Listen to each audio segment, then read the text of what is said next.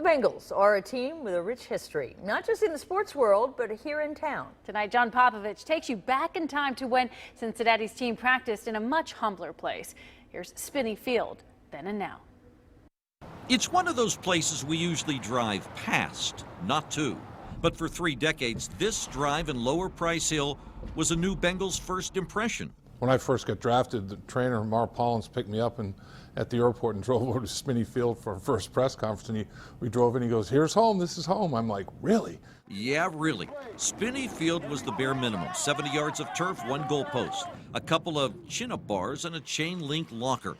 Rust was behind you, trains were next to you, and up there the underbelly of the 8th Street Viaduct, something strange was oozing and dripping. You see, the sewer district was a close neighbor. Queen City Barrel lived right next door. On a humid day with the heavy air and that smell was just hanging there going nowhere, oh, it would suffocate you. It was stifling. You could almost taste it. Actually, Spinney originally was a baseball complex. Looked like a couple of fields when it was dedicated in the early 50s. But the city said to the Bengals, "Here, you take it." And this is where the rawest of rookies would run a 40-yard dash.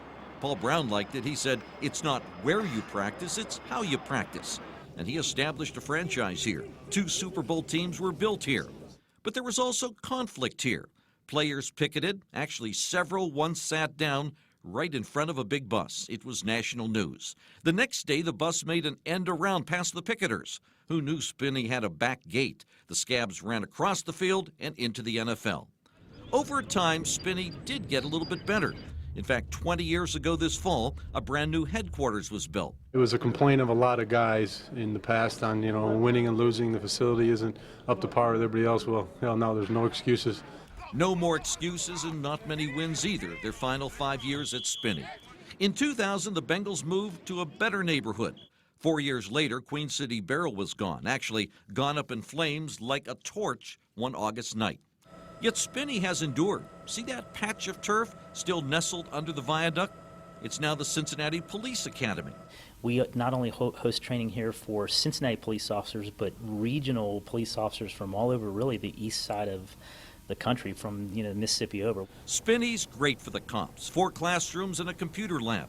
59 rookies, recruits train here, learn here, and grow here.